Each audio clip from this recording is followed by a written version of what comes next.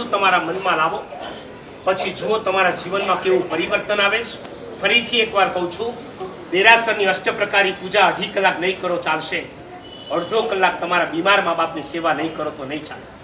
5 લાખ રૂપિયાના ચડાવા લઈને તમે સાધુ ભગવંતોને પોતાની શેખી મારવા માટે ક્યારેક મોટા આચાર્ય આવે છે ને, સમાજના મોટા આચાર્ય છે, સમુદાયના મોટા આચાર્ય છે, આપણા પંથના મોટા આચાર્ય છે, આપણે ચડાવો લઈએ 5 લાખનો ચડાવો લઈને એમને કામડી ઓરાવો છો. જરા ઘરે જઈને જુઓ તમારી બાના સાડલામાં કેટલા કાણા છે, તમારા બાપુજીના ધોતિયામાં કેટલા કાણા છે.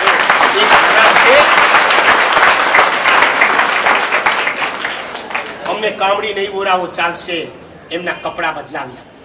શિયાળાના દિવસોમાં તમારી દાદીની સાસુની સાલ કેટલી ગંધાતી હોય છે, પ્લીઝ એને ધોઈ આપો.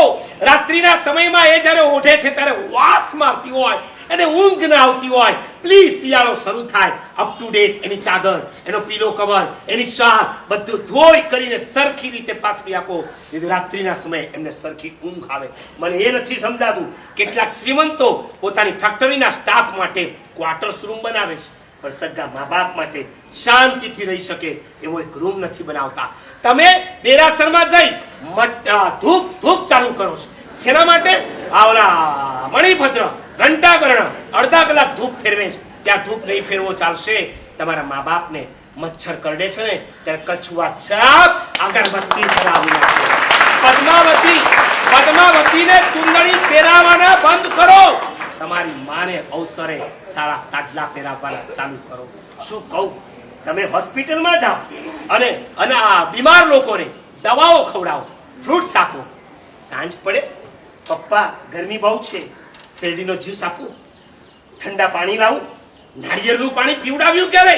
તો આ રવિવારના નાટક શેના કરો છો? ગરીબોને ખીચડી ખવનારાને પૂછું છું.